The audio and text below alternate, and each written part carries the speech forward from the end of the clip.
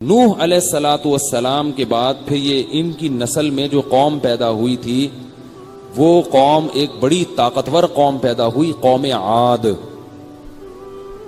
جس کا اللہ نے قرآن میں ذکر کیا وَإِلَىٰ عَادٍ أَخَاهُمْ هُودًا۔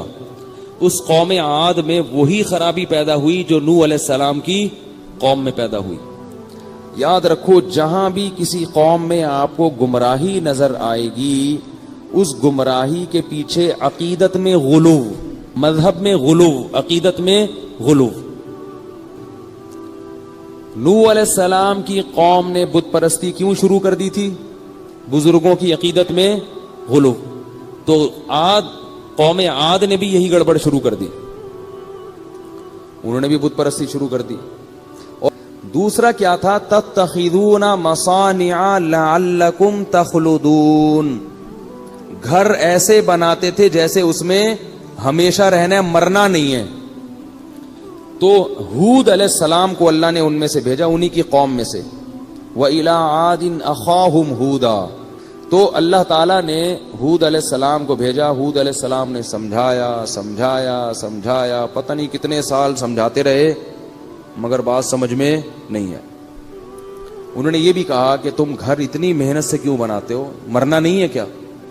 تو قوم عاد نے ہود علیہ السلام کی بات نہ مانی، تو ہود علیہ السلام نے ان کو یہ بھی کہا وَاذْكُرُوا إِذْ جَعَلَكُمْ خُلَفَاءَ مِنْ بَعْدِ قَوْمِ نُوحٍ، اس وقت کو یاد کرو اللہ نے تمہیں خلیفہ بنایا ہے نوح علیہ السلام کی قوم کے بعد، تم ان کے جانشین ہو، تو جو انجام ان کا ہوا تھا وہی انجام کہیں تمہارا بھی نہ ہو جائے۔ لیکن یہ کیا کہتے تھے؟ من اشد منا قوہ، ہم سے زیادہ طاقتور دنیا میں کوئی بھی نہیں۔ تو اللہ نے پھر ان پر عذاب بھیجا۔ کیسا عذاب آیا؟ سورہ حاقہ میں اس کو بیان کیا ہے، فَأَمَّا عَادٌ فَأُهْلِكُوا بِرِيحٍ صَرْصَرٍ عَاتِيَةٍ سَخَّرَهَا عَلَيْهِمْ 7 لَيَالٍ و8 أَيَّامٍ حُسُومًا فَتَرَى الْقَوْمَ فِيهَا صَرْعًا كَأَنَّهُمْ أَعْجَازُ نَخْلٍ خَاوِيَةٍ فَهَلْ تَرَى لَهُم مِّن بَاقِيَةٍ۔ ہوا یہ کہ ہوا شروع ہوئی ہے اور اتنی تیز ہوا چلی ہے، 7 لیال، 7 راتیں، و8 ایام، اور 8 دن، یعنی دن میں ہوا چلنا شروع ہوئی ہے اور اس ہوا نے ان کو اٹھا کے پٹخنا شروع کر دیا،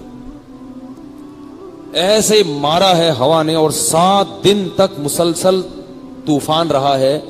اور اللہ فرماتے ہیں فَتَرَ الْقَوْمَ، کہ اے لوگو اگر تم وہاں موجود ہوتے اور جب وہ ہوا تھمی تھی، ہوا جب رکی ہے، اس قوم کو دیکھتے تو تمہیں ایسے لگتا کہ کھجور کے بڑے بڑے تنے ہیں جو اکھاڑ کے کسی نے پھینک دیے ہیں، بڑے بڑے قداور لوگ تھے، اوندھے پڑے ہوئے تھے۔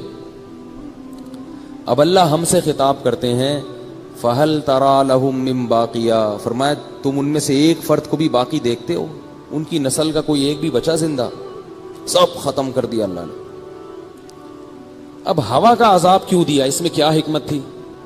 علماء نے اس کی حکمت بیان کی ہے کہ ہوا سب سے ہلکی چیز سمجھی جاتی ہے اور یہ قوم اپنے آپ کو سب سے زیادہ بھاری سمجھتی تھی، تو اللہ نے سب سے ہلکی چیز کے ذریعے سب سے بھاری قوم کو تباہ کیا ہے، یہ بتانے کے لیے کہ تم جو یہ کہتے ہو نا کہ ہم سے زیادہ طاقتور کوئی نہیں ہے، تو میری تو ہوا تمہیں اکھاڑ کے رکھ دے گی، باقی چیزیں تو بعد کی ہیں۔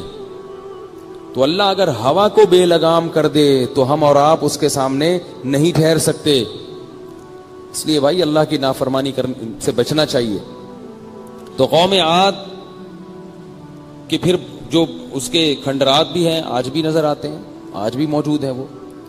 پھر کیا ہوا کہ قوم عاد میں جو بچ گئے تھے ایمان والے، ان کی نسل آگے چلی ہے، اور پھر ان میں کون سی قوم پیدا ہوئی ہے؟